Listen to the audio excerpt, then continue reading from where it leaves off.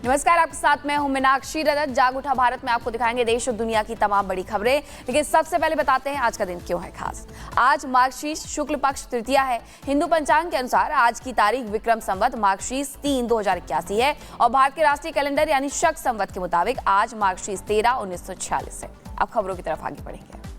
बिल्कुल, खबरों की तरफ आगे बढ़ते हैं और शुरुआत बड़ी खबर के साथ करते हैं। संभल से बड़ी खबर, आज संभल जाएंगे राहुल गांधी। सबसे बड़ी अपडेट आपको बता दें, संभल हिंसा के बाद देखिए जो सियासत है वो रुकने का नाम नहीं ले रही है। इसमें बड़ी जानकारी, राहुल गांधी कांग्रेस के नेता प्रतिपक्ष आज संभल जाएंगे, पीड़ित परिवारों से मुलाकात करेंगे। संभल यात्रा को लेकर राहुल गांधी की प्रशासन अलर्ट मोड पर है और मीनाक्षी देखिए एक एक कर नेताओं के जाने का जो सिलसिला है वो लगातार देखा जा रहा है, यानी कि पॉलिटिक्स इस पर काफी हाई है। बिल्कुल, और इसी बीच 10 दिसंबर तक ये घोषणा की गई थी, ये कहा गया था कि वहां पर पाबंदी रहेगी, बाहर से कोई भी नहीं जा सकता है। सहयोगी अनूप हमारे साथ जुड़ गए हैं। अनूप, जिस तरीके से मुरादाबाद आयुक्त ने चिट्ठी भी लिख दी है, पड़ोस जिले के जो भी डीएम है उनको चिट्ठी लेकर के कहा गया है कि अपनी अपनी सीमाओं में ही राहुल गांधी को रोकने का प्रयास किया जाए, लेकिन राहुल गांधी फिर भी जिद पर अड़े हैं। जबकि वहां पर मुरादाबाद आयुक्त लगातार ये कह रहे हैं कि अभी स्थिति ठीक नहीं है, आप अभी मत आइए, बाद में जरूर आए। देखिए, ये तो पहले से तय था कि 10 दिसंबर तक किसी को भी, किसी भी राजनीतिक पार्टी को वहां आने पर रोक लगाई गई, क्योंकि जो स्थिति संभल में हुई थी हर किसी ने देखा था। 4 लोगों की मौत हुई, 29 पुलिस वाले घायल हो गए। उसके बाद स्थिति को सामान्य करने में बहुत लंबा वक्त लगा और धीरे धीरे अब स्थितियां सामान्य हो रही है। लेकिन डर इस बात का है कि अगर विपक्ष का कोई नेता वहां पहुंचता है तो शायद भावनाएं भड़केंगी, लोगों की भावनाएं भड़केंगी और हो सकता है वो गुस्से का इजहार भी करे। कल आपने देखा किस तरीके से कांग्रेसी नेता चोरी छिपे संभल पहुंच जाते हैं, जबकि मनाही कर दी गई थी। एक दिन पहले अजय राय को रोक दिया गया, माता प्रसाद पांडे को रोक दिया गया, तमाम लोगों को रोका गया। लेकिन अब ऐसे में जब तमाम चीजें वहां पर है, सब चीज प्रतिबंधित कर दी गई है, कमिश्नर लगातार अपील कर रहे हैं, प्रशासनिक रोक लगी है, तब भी राहुल गांधी जिद पर अड़े हैं कि वो संभल जाएंगे, पीड़ितों से मुलाकात करेंगे।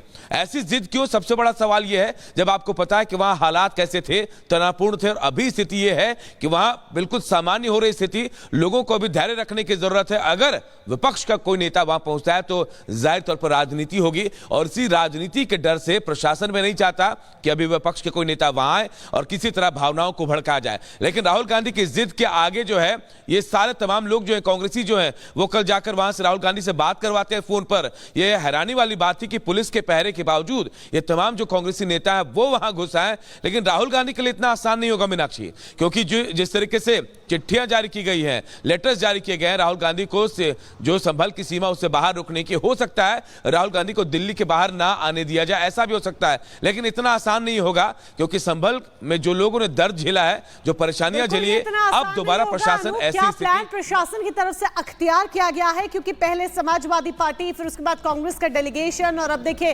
राहुल गांधी जाने की बात कर रहे हैं। इसके बीच में भी तमाम हमने जो सियासी पर्यटन है वो देखा था। तो अब प्रशासन का क्या पूरा फुल प्रूफ प्लान है ताकि राहुल गांधी को रोका जाए, अंदर न प्रवेश करने दिया जाए?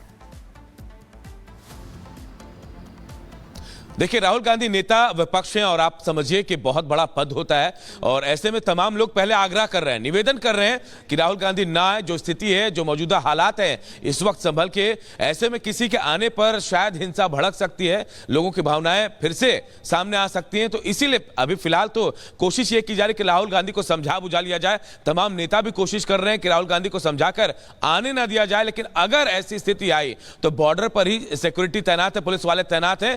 शायद ये भी कहा जा रहा है कि संभल के बॉर्डर में चारों तरफ से कहीं भी एंट्री राहुल गांधी को नहीं मिलेगी, उनको आने नहीं दिया जाएगा। अपनी तरफ से पूरी तैयारी है। लेकिन कल जिस तरह से कांग्रेस के नेताओं ने चोरी छिपे घुसने का काम किया था, उसके बाद पुलिस और चौकस हो गई है। कल तो कल हो गया किसी तरीके से, आज ऐसा नहीं होगा, इस बात का आश्वासन प्रशासन भी दे रहा है। मोनिका, बिल्कुल, और लेकिन एक सवाल ये भी अनूप यहाँ पर खड़ा हो जाता है कि अभी बहराइच में हमने पिछले दिनों हिंसा देखी, वहां पर एक हिंदू व्यक्ति की मौत भी हो जाती है, गोली मार दी जाती है उसे।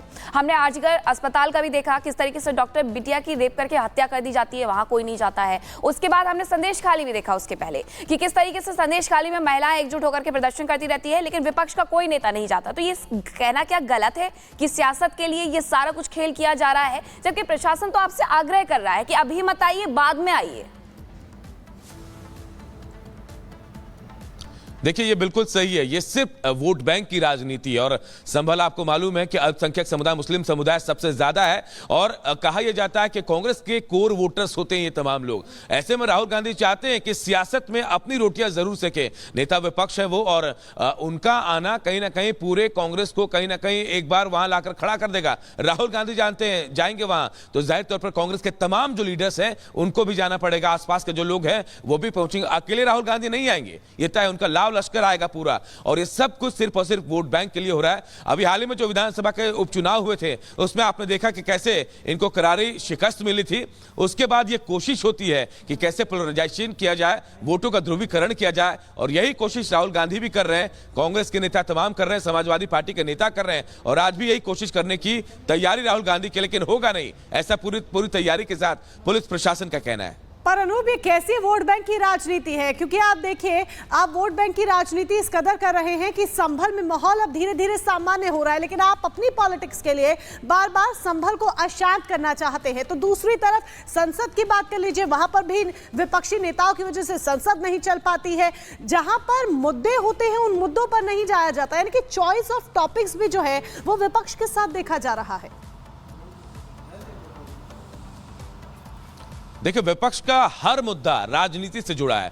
आप सदन की बात कर रहे हैं, सदन में आपने देखा 4 दिनों में 5 दिनों में 10-10 मिनट काम हो रहे हैं, करोड़ों रुपए वहां जाए हो रहे हैं आम इंसान के। लेकिन वहां विपक्ष ये नहीं कहता है कि सरकार के साथ बैठकर बातचीत होगी, जो चर्चा होगी देश की समस्याओं, मुद्दों, आम लोगों की समस्याओं पर बात होगी, कानून बनाने पर बात होगी, लेकिन वहां राजनीति करने से बात नहीं आता। ठीक वैसा ही संभल में भी हो रहा है। संभल में पता है इन लोगों को कि जो स्थिति है यहां पर, जो मुस्लिम वोट बैंक है उनकी संख्या सबसे ज्यादा है, तो ये उनको अपने पाले में करने की कोशिश है और ये सियासत करने की पूरी तैयारी है। कांग्रेस का एक धड़ा जो है पूरी तरह से वहां राहुल गांधी के फेवर में है, राहुल गांधी के लिए बयानबाजी भी कर रहा है। लगातार ये कहा जा रहा है कि राहुल गांधी को प्रशासन वहां जाने से रोकना चाहती है, सरकार को छिपाना चाहती है। अगर ऐसा नहीं है तो राहुल गांधी को वहां जाने देना चाहिए। लेकिन मोनिका, अभी जो हालात संभल के हैं, अभी जिंदगी पटरी पर लौट रही है, धीरे धीरे ही सही लेकिन लौटनी शुरू हुई है। और ऐसे में एक भी चिंगारी खतरनाक साबित हो सकती है। इसीलिए प्रशासन चाहता है नेता ये कहते हैं कि हम साथ साथ हैं, उत्तर प्रदेश में किस तरीके से अलग नजर आते हैं वो भी देखने को मिलता है। समाजवादी पार्टी चाहती है संसद चले, चर्चा हो, लेकिन राहुल गांधी ऐसा नहीं चाहते। और यही वजह थी कि कल वो संसद के बाहर इस तरीके से प्रदर्शन करते हुए नजर आए थे। बहुत शुक्रिया अनूप आपका तमाम जानकारी के लिए। लेकिन इस संभल हिंसा में जो कनेक्शन सामने आ रहे हैं वो और भी चौंकाने वाले हैं। कल संसद में खड़े होकर के अखिलेश यादव ने कुछ आरोप लगाए पुलिस कर्मियों पर और कहा कि उनके पास 2 तमंचे होते हैं, और समाजवादी पार्टी का हर नेता यही आरोप लगा रहा है। लेकिन जो सच है वो इससे अलग है। बिल्कुल सच इससे परे है, लेकिन जो कनेक्शन निकलकर सामने आया वो किस तरीके से पाकिस्तान से जुड़ा हुआ है, और ये पाकिस्तान कनेक्शन संभल को लेकर क्या कुछ कहता है, इस रिपोर्ट के जरिए समझिए।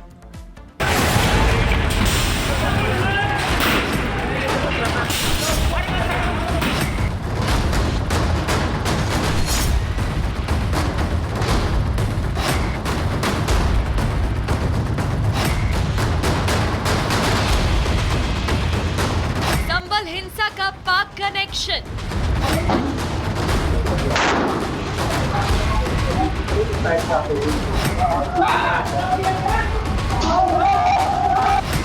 एसआईटी जांच में 9 mm का खोखा मिला।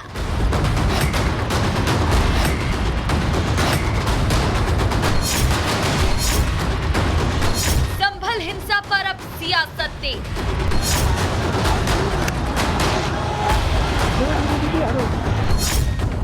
संभल हिंसा को लेकर संसद में हंगामा हो रहा है।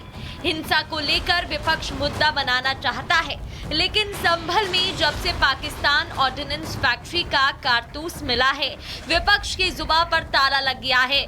इस मुद्दे पर कोई कुछ भी बोलने को तैयार नहीं है।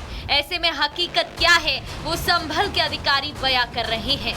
जिस घटना स्थल पे जिस पे जो डेड बॉडी मिली थी, उस जगह से आज एक बड़ा ही चौंकाने वाला तथ्य सामने आया है, जिसमें POF 9 mm 68-26 ये एक फायर्ड केस मिला है।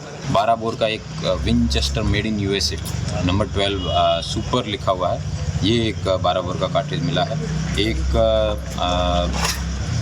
स्पेशल 12 के करके लिए 12 बोर का एक और कार्ट्रिज मिला है।